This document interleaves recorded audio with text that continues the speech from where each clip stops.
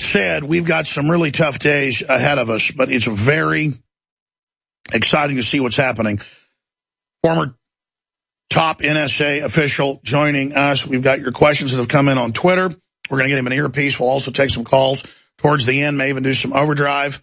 William Binney, director at the NSA of their technical operations and technology development, will be joining us in studio. Right now, let's go to Matt in New Hampshire. Thanks for holding. Go ahead. Hey, Alex. It's great to be able to get on your show and talk with you. A couple things. While I was on hold, I want to give you a plug. I had a cup of my Wake Up America immune support that I bought and I use. That's great coffee. Also, I had a nice tall glass of my Pro Pure water. Thank you, sir. And I want to let everyone know that Pro Pure, Alex, is absolutely phenomenal. When you take the top off of it to fill it up, you can actually smell the stuff that the filters are capturing. Oh, yeah, you got to clean them every few months, or depending on how much water you put through, because you'll see the scum, the chemicals, the filth that's in there, and it just basically cuts everything out to non-detectable levels, or 99%, the glyphosates, the pesticides, the fluoride. People are insane if they're not filtering their water with a true system. I'm sorry, folks. Charcoal just cuts out the bad taste. You need a Pro Pure G2 system or clearly filtered. 15% off. It ends today on all the water filtration systems at InfoWarsStore.com. I appreciate your plug, sir.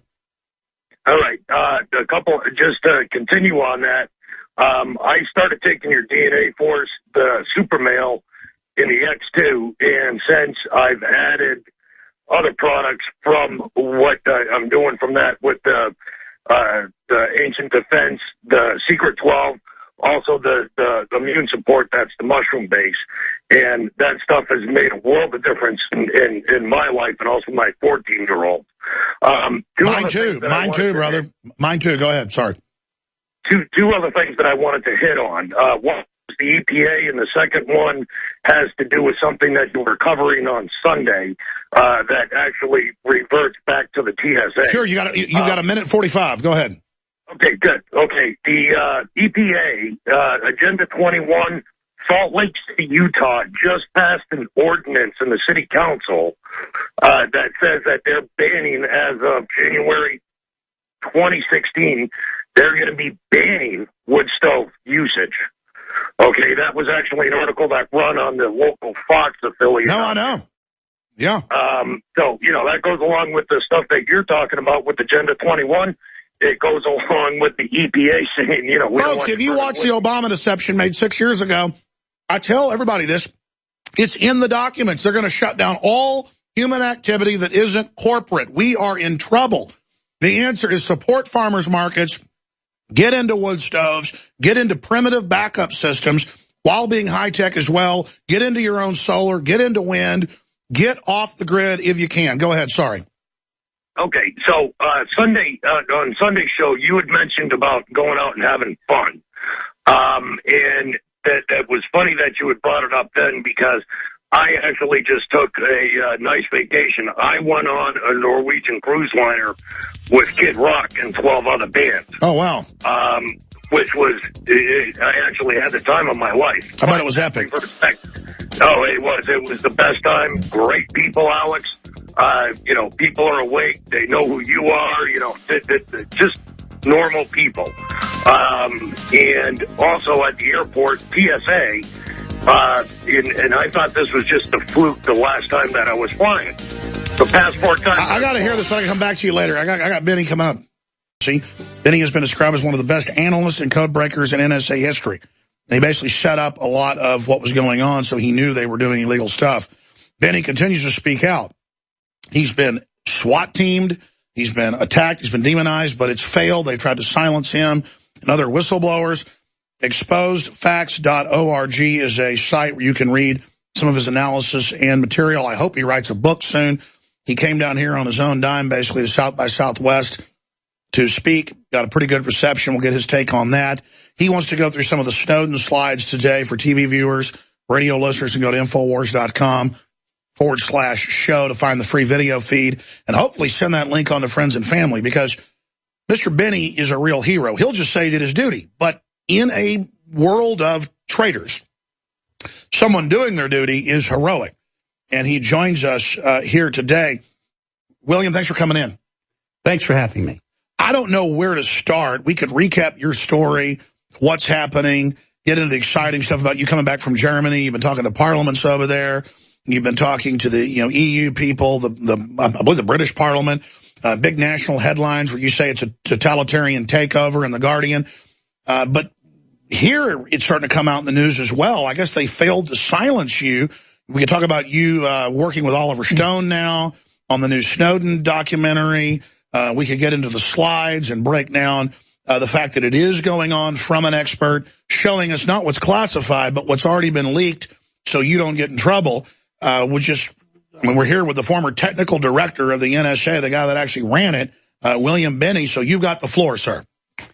Okay, but there's so much here. It's really hard to know where to start, because it's really been over time.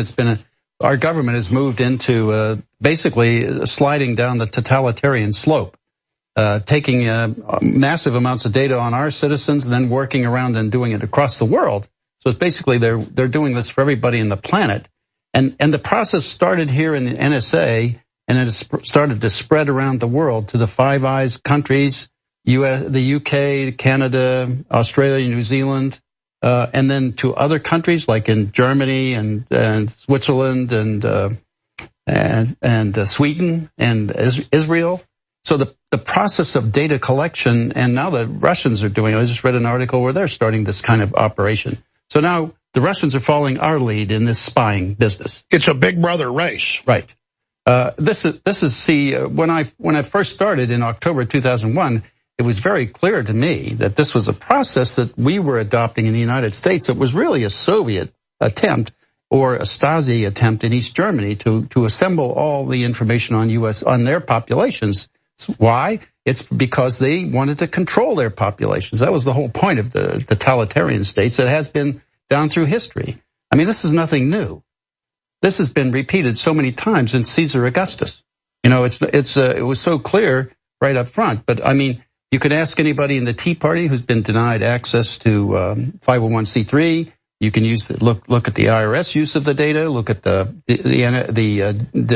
law enforcement, DEA with parallel construction. The parallel construction. I mean, that's spread around the world to other police organizations around the world too. Anybody with an organization or police organization that has a relationship with the FBI or the DEA around the world is subject to getting this kind of information, but they'll never be given the original data from the NSA collection because it's not admissible in a court of law, because it wasn't acquired by a warrant. And they don't want to, with foreigners, compromise the fact that they have the ability to collect them. And don't they then fence it and wash it, and they've been caught adding disinformation, and it's a perfect way to put into the global data stream frame-ups.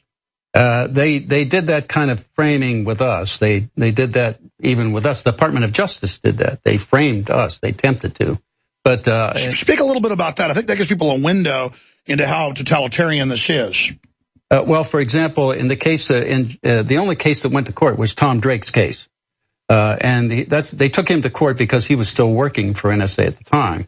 This was in 2007 when they raided us initially, and then they raided Tom Drake about 3 months later.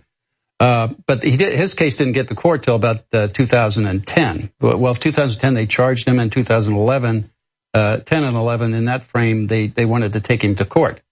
What they did was they took information that he had at his house that was marked unclassified, and they changed it. They drew a line through that and then stamped it classified, secret or top secret, then charged him with having classified material.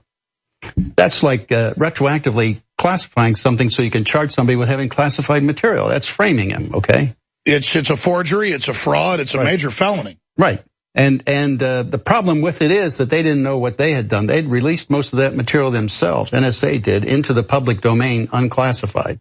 And that's what Jim Bamford found. Because Drake wasn't stupid. He didn't want to go to prison. He was only bringing out what was already out there. Yeah. Well, first of all, it was unclassified by NSA regulations. That was the way they stamped it.